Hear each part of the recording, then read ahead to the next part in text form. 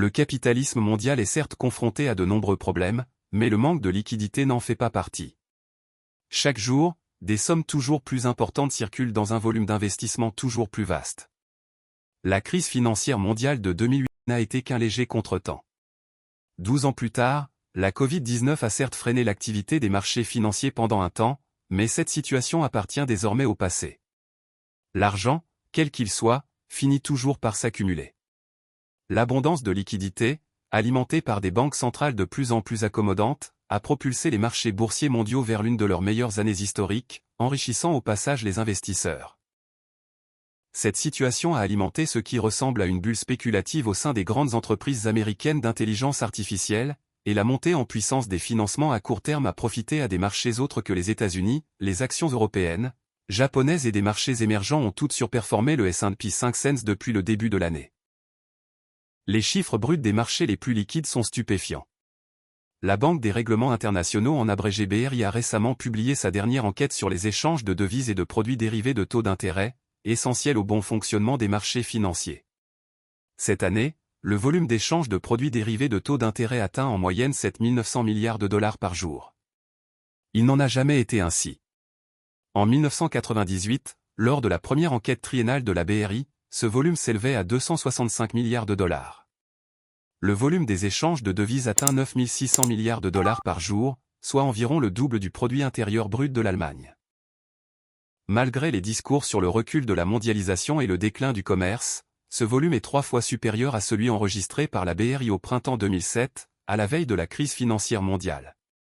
Il semblerait que ce soit un domaine où le capitalisme mondial demeure robuste et inflexible, où il n'y a pas lieu de s'inquiéter. Mais il se pourrait bien que ce soit une erreur. Le financement de l'économie mondiale aurait, selon certains critiques, submergé le rôle du jugement. Loin de surfer sur la vague, l'allocation efficace des capitaux pourrait être noyée sous un flot de liquidités. Et cela pourrait expliquer pourquoi une économie financière déréglementée et toujours plus confiante coexiste avec une économie réelle souvent jugée intolérable. L'argument principal contre les marchés liquides soutient que la forme que prend les marchés modernes est obsolète. En effet, les adeptes de cet argument s'opposent farouchement à la planification centralisée, affirmant qu'auparavant, les marchés étaient bien mieux placés pour recueillir les informations locales nécessaires à la détermination de la meilleure allocation des capitaux. Ils constituaient, selon eux, le moyen naturel de synthétiser les connaissances et d'obtenir le meilleur résultat possible. Le problème est que l'acte de financement qui consiste à prendre un accord financier sous-jacent comme un prêt hypothécaire, à le regrouper avec d'autres et à imposer des normes pour qu'il puisse être négocié sur les marchés financiers exige des jugements grossiers et arbitraires qui ne sont pas subtils.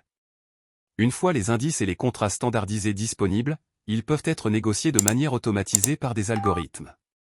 Cela crée une nouvelle forme de contrôle centralisé, un contrôle qui n'est plus le fruit d'autocrates, de comités ou de règlements à l'ancienne, mais de modèles statistiques et d'algorithmes.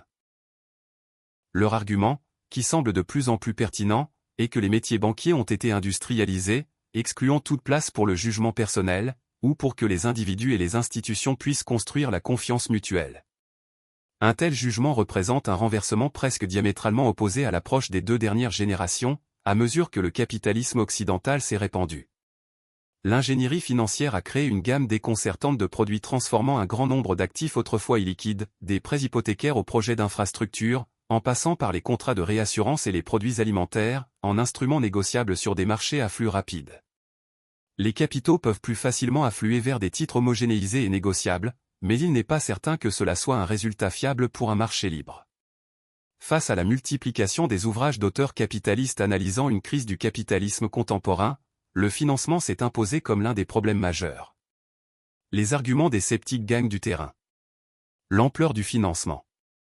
Cette tendance a pris son essor dans les années 1980 lorsque Salomon Brothers a impulsé la titrisation des créances hypothécaires. Les matières premières, la dette des petites entreprises, via des obligations à haut risque, ainsi que les obligations et les actions des pays émergents sont devenus des marchés profonds dans les années précédant la crise financière mondiale, avant de s'effondrer simultanément. Parallèlement, les traders sont entrés en bourse et ont investi des sommes colossales dans la mécanisation des transactions afin de les accélérer encore davantage. Ils ont investi dans la construction et l'installation de leurs propres câbles à fibre optique sur plus de 1000 km entre Chicago et New York, dans le seul but de gagner quelques picosecondes sur la vitesse de leurs transactions.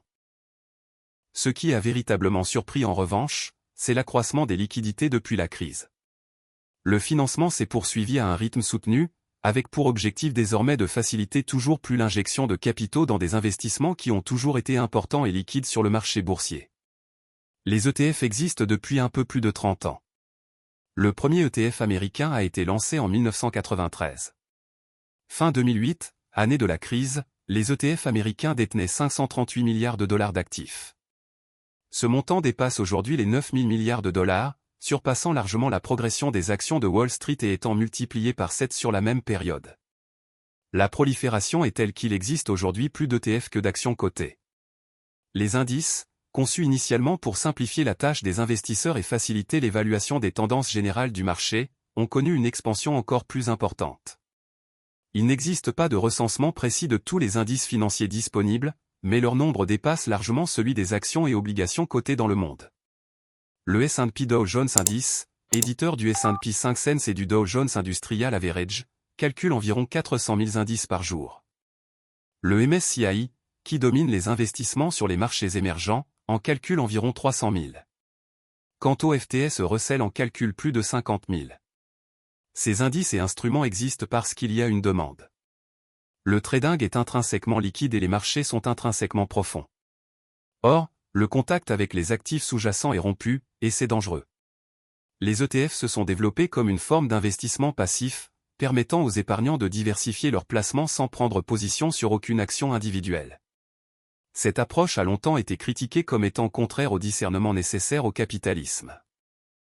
Leur prolifération favorise désormais une approche descendante, déconnectée des entreprises individuelles.